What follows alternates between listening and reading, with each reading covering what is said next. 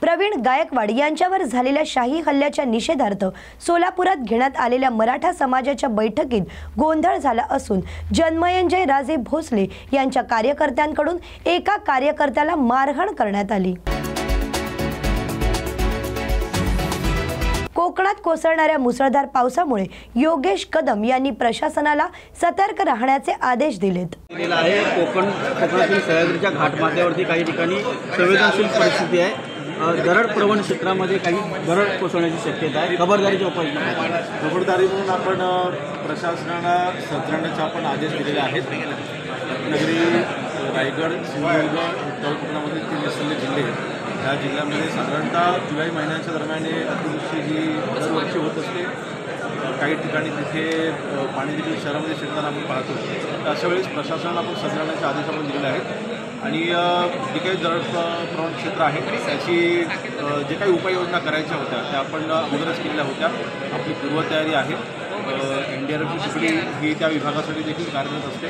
त्यामुळे अशा वेळेस कुठली घटना घडली तर नक्कीच आपली तिथे तयारी आहे, परंतु प्रशासन आपण तिथे तिथे अलर्ट मोडमध्ये आहोत। असं कळतं की राज्यातील 72 प्रशासकीय अधिकारी मनी ट्रॅपमध्ये अडकलेत। काही मुंबई, ठाणे आणि नाशिकमधील आहेत। काही माहिती तीन तक्रारी या बाबतीमध्ये तीन तक्रारी ठाणे गुन्हे शाखेकडे देण्यात आल्या आहेत। काय नाही, या बाबतीमध्ये प्रथमदर्शी माहिती जी मी घेतलेली आहे, ठाण्यामध्ये फक्त एक अशी तक्रार दाखल होती, परंतु ती तक्रार देखील त्यांनी आता मागे घेतलेली आहे।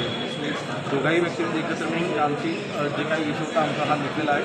त्यामुळे समन्वयाने त्यांनी तक्रारी देखील मागे घेतली गेलेली आहे। त्या विरुद्ध अजून कुठल्याही अशा प्रकारची तक्रार ही ठाणे योजनेत आलेली नाही, म्हणून सतत PSC स्टॉक एक्सचेंज आहे त्याला देखील सकाळी एक धमकीचा मेल आलेला आहे। ते नेमकं काय प्रकरण आहे, कोण आहे त्यामध्ये थोडं मागे ना बाई, मागे आलेला आहे, कोणी पाठवला आहे चालू आहे, परंतु प्रथमदर्शनी पाहता कुठल्याही घाबरून याचे कारण नाही। म्हणजे अशा गोष्टी केल्या, परंतु ज्यावेळेला असे ईमेल्स वगैरे येतात तर आपल्याला कल्पना आहे की मागील काही वर्षांमध्ये असे ईमेल खोडसाळपणाने देखील पाठवले जातात। तर आपण ती पुष्टी करून घेतो। सध्या प्रथम शहरी नक्षलवादाशी काही कनेक्शन आहे का त्याचं? शहरी नक्षलवादाशी सध्या तसं कुठलंही कनेक्शन समोर आलेलं नाही, चौकशीतून चालू आहे। बीडमध्ये संघर्ष योद्धा फक्त स्वर्गीय गोपीनाथ मुंडे होते, धनंजय मुंडे हे संघर्ष योद्धा नाहीत असं वक्तव्य करुणा मुंडे यांनी केलंय। धनंजय मुंडेला वाढदिवसाची हार्दिक हार्दिक शुभेच्छा। पण जे संघर्ष योद्धा म्हणून चालू आहे ते मी एकच बोलते, संघर्ष योद्धा फक्त एकच होते बीडमध्ये, जे स्वर्गीय गोपीनाथ मुंडे होते। आणि तुम्ही संघर्ष योद्धा नाही आहे। 2-2 कोटीची गाडीमध्ये फिरणारे, कमीत कमी 2-2 कोटीची 11-12 गाडी धनंजय मुंडेकडे आहे। सगळीकडे मोठे मोठे बंगले, हे ते जनताची पैसेवरती हे सगळं करून घेतलेलं आहे। हा ज्या गोरगरीब शेतकरी आहे, तुम्ही हेलिकॉप्टरमध्ये फिरताय आणि स्वतःला संघर्ष योद्धा म्हणताय। आणि आज ज्या शेतकरीमुळे, ज्या ऊसतोड शेतकरीमुळे, जे ऊसतोड कामगारमुळे तुम्ही इतके मोठे झालेले आहे, तुमचे घरामध्ये सगळे कोणी आमदार, खासदार, बँके तुमची, साखर कारखाने तुमचे, शिक्षण संस्था आहे तुमची, तरी पण तुम्ही संघर्ष योद्धा। पण मी बोलते जे खरे संघर्ष योद्धा आहे ना ते आमचे शेतकरी बांधव आहे, जे पंगेश्वर कारखान्याचे बाहेर स्वतःचे आज 15-15 वर्षाची पगारसाठी बसलेले आहे, त्यांची तुम्ही जमीन खाल्ली आहे, ते आमचे संघर्ष योद्धा आहे खरे। तुम्ही संघर्ष योद्धा नाहीच आहे।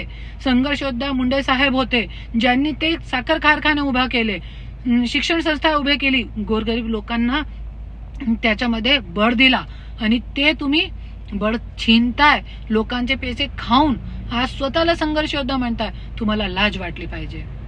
और इकडे तिकडे दुग्ध अभिषेक करताय, पैसे देऊन तुम्ही दुग्ध अभिषेक काय पण तुम्ही करू शकतात, स्वर्णपाणीचे अभिषेक पण तुम्ही करू शकता। अरे गणपतीमध्ये जरी 1.5 कोटीच्या तुम्ही हिरोईन नचावणार पर तुम्ही जरी पैसे खर्च करू शकता तर तुम्ही काय पण करू शकता, पण शेतकरी लोकांच्या अगोदर पैसे द्या तुम्ही। कल्याण ग्रामीणमधील रस्त्यांसाठी MMRDA कडून परवानगी मिळाली असून स्थानिकांसाठी आता मोठी सुविधा होणार आहे, असं श्रीकांत शिंदे यांनी सांगितलं आहे. कल्याण पूर्वेमधील आणि कल्याण ग्रामीणला या दोन्ही मतदारसंघामधील मलंगड रोड जो चेतना शाळेपासून ते नेवाळी नाकेपर्यंत जो रस्ता आहे, हा रस्ता गेले अनेक वर्ष हा रस्ता काँक्रिटीकरण झाला पाहिजे याच्यासाठी मागणी होती. आज MMRDA कडून त्याची प्रशासकीय मान्यता आलेली आहे. 124 कोटी रुपये MMRDAने मान्य केले आणि हा रस्ता लवकरात लवकर त्याचं टेंडर निघेल आणि हा पूर्ण रोड सिमेंट कॉन्क्रीटचा होईल. आणि त्याचबरोबर काटेमानवली ते सिद्धार्थनगर ते तिसगाव नाका म्हणजे यू टाईप रोड, कल्याण पूर्वेतील सगळ्यात महत्त्वाचा विषय हा यू टाईप रोड आहे, जेणेकरून कल्याण पूर्वेमधील जी ट्रॅफिकची समस्या आहे ती पूर्णपणे मिटून जाईल. त्यासाठी हा यू टाईप रोडची पण मागणी तिकडचे रहिवासी गेले अनेक वर्ष करत होतं. आज MMRDA कडून त्याची प्रशासकीय मान्यता मिळाली. त्याची देखील 76 कोटी अशी निविदा आहे आणि हे दोन्ही रोड मिळून 200 प्रस्ताव आज त्याला प्रशासकीय मान्यता MMRDA कडून मिळालेली आहे.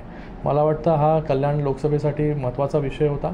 मी यासाठी या राज्याचे मुख्यमंत्री देवेंद्र फडणवीसजी आणि त्याचबरोबर उपमुख्यमंत्री एकनाथजी शिंदे साहेबांचा खूप खूप धन्यवाद व्यक्त करतो की कल्याण लोकसभेमध्ये वेळोवेळी जेव्हा कल्याण लोकसभेसाठी मागणी करण्यात आली ती निधी देण्याचं काम जे आहे केलेलं आहे. आपण पाहत आहे की मेट्रोचं काम मोठ्या जोरात जे आहे हे मेट्रो 12चं काम सुरू आहे आणि त्याचबरोबर आत्ता 2 नवीन रस्ते MMRDAच्या माध्यमाने मंजूर झालेले आहेत.